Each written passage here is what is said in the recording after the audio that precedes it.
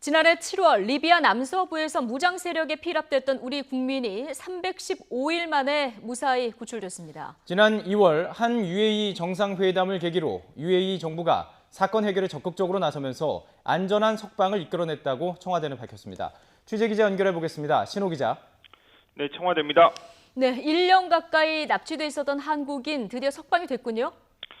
네, 지난해 7월 리비아에서 현지 무장 세력에 납치됐던 우리 국민 62살 주모 씨가 315일 만에 안전하게 석방됐습니다.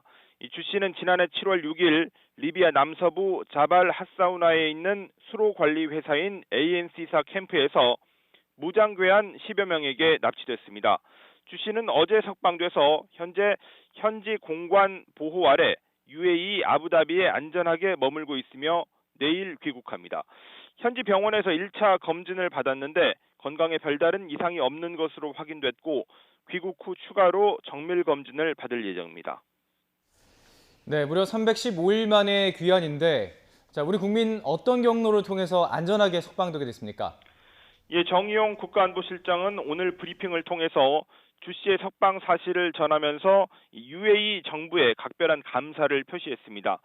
지난 2월 말 서울에서 열린 한 아랍에미리트 정상회담에서 모하메드 왕세제가 문재인 대통령에게 주 씨 석방 지원을 약속한 것을 계기로 UAE 정부가 사건 해결에 적극적으로 나서면서 안전하게 귀환하는 성과를 끌어냈다고 설명했습니다. 구체적으로 어떤 방법으로 주 씨의 신병을 확보했는지는 보안 사항이라는 이유로 언급하지 않았는데 이 UAE 외교부가 리비아 군 당국과 긴밀하게 협조했다고만 밝혔습니다. 청와대 고위 관계자는 이 과정에서 현금 제공은 없었으며 UAE가 가진 그 지역 내 영향력과 부족 간 협력 관계를 동원해서 협상을 진행한 것으로 안다고 밝혔습니다. 네, 청와대 설명을 들어보면 구출이 아닌 석방으로 표현을 하고 있는데요. 군사작전을 시행한 것은 아니라는 얘기인 거죠? 예, 그렇게 해석할 수 있겠습니다. 정의용 국가안보실장은 주 씨가 풀려난 과정을 설명하면서 일관되게 석방으로 표현했는데요. 우리 정부는 지난해 7월 6일 주 씨가 납치된 직후 청해부대 문무대왕함을 현지에 파견했고 8월 중순 왕건함으로 교체하면서까지 4개월 가까이 리비아 바다에 우리 군함을 배치했습니다.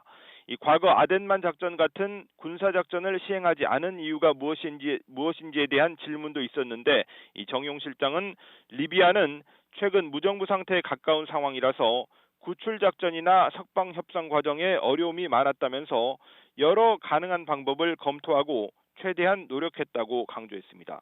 또 이번에 한 분의 생명을 구한 것이지만 정부 외교의 가장 큰 목적 중 하나는 국민을 구하는 것이라고 설명했습니다. 이 정 실장은 외국인을 대상으로 한 납치 행위는 국제사회에서 절대로 용납될 수 없는 반인도적 범죄 행위라는 점을 언급하면서 위험지역 체류 국민들에 대한 안전 지도 활동을 강화해서 비슷한 사건이 다시 일어나지 않게 하겠다고도 했습니다. 이 청와대는 현재 내전이 진행 중인 리비아에 한국인 4명이 머물고 있는데 이분들에 대해서도 가급적 조기에 귀국하도록 조치하겠다고 밝혔습니다.